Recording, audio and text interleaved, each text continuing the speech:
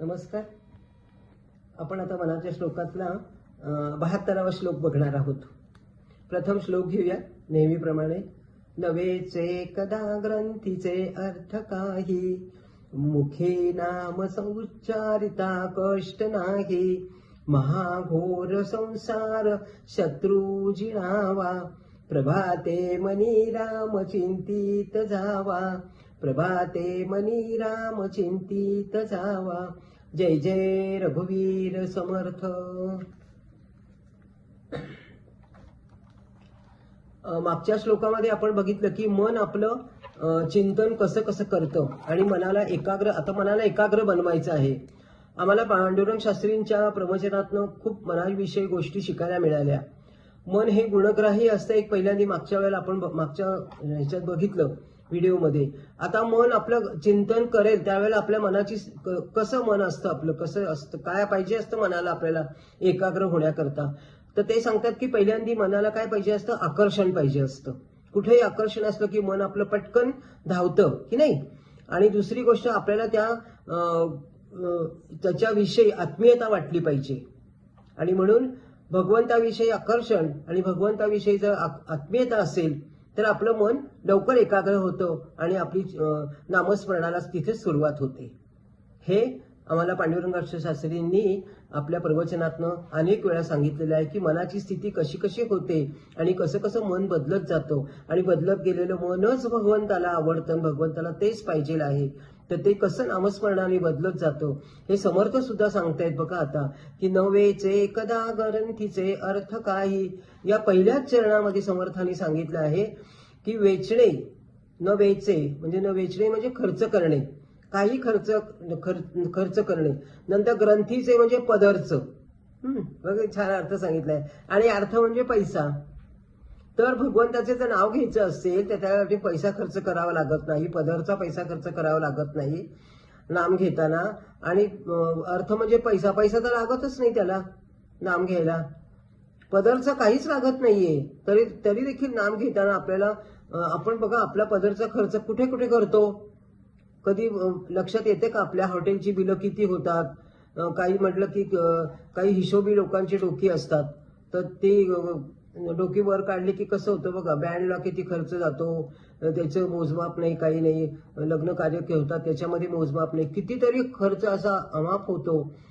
पण नामस्मरणाला खर्च लागत नाही. आणि गुरुजींची दक्षिणा द्यायला सुद्धा तिथं त्यांची मनोवृत्ती कशी काचकूच होऊन जाते. म्हणजे अर्थाविषयी विचार करताना म्हणून नामसाधना करताना त्यांनी सांगितलं की ग्रंथ वाचा आणि मग त्यातनं अर्थ घ्या तुम्ही काय आहे ते. का गरज आहे आपल्याला एकाग्र व्हायची आणि ह्याची साधक बनण्याची.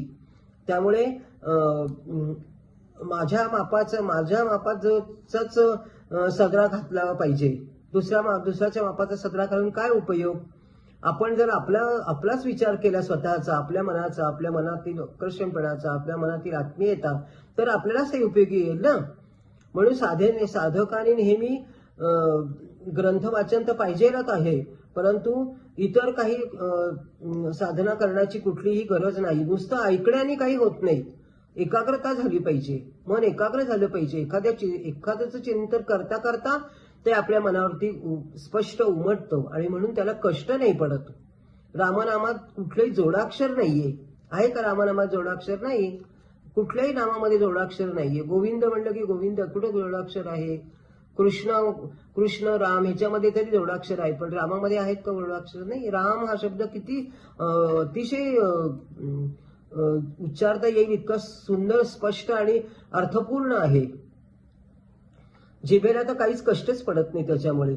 म्हणून नामस्मरण हे कष्टाचे नाहीये. मुखे नाम उच्चारिता कष्ट नाही. काही रामाचं नाव घेताना काही खर्च येत नाही, कष्ट पडत नाही. परंतु ते कसं आहे, प्रभावी आणि परिणामशील आहे. काही लोकांना वाटतं की समर्थ म्हणतात की काही लोकांना वाटतं की खरंच आहे का हे प्रभावशाली नाम. म्हणून संसाराचा भयंकर शत्रू आहे ना, तो सुद्धा नामाने आपल्याला जिंकता येतो. संसार हा एक घोर सांगितलेला आहे. जर तुम्ही रामात रंगून गेलात तर संसारात मन रमत नाही. आणि जर संसारात रमून गेलात तर रामाचं नाव मुखात येत नाही. ह्या इतक्या सुंदर गोष्टी त्यांनी सांगितल्या. रजोगुणी आणि तमोगुणी यांना संसारामध्ये फार रस असतो.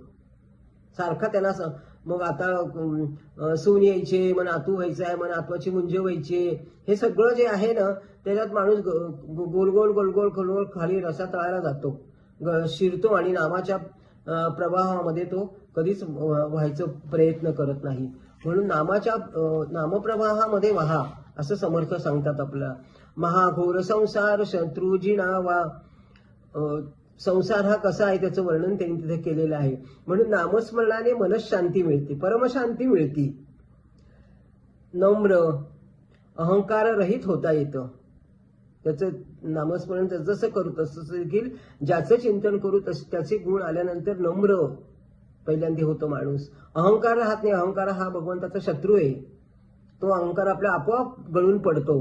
चैतन्य स्थितीचा स्पर्श होत असल्याने विश्वची माझे घर, जसं आपण चिंतन करतो त्यावेळेला असं वाटतं की भगवंताचं चैतन्याचं मला त्या स्थितीचं मला स्पर्शच होत आहे.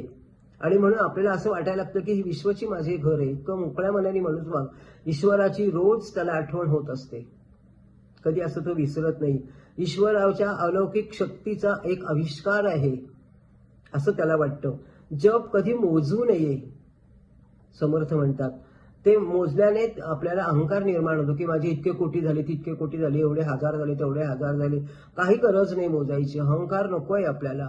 निरहंकार वृत्तीने जप करावा असं समर्थ आपल्याला नेहमी वारंवार सांगतात.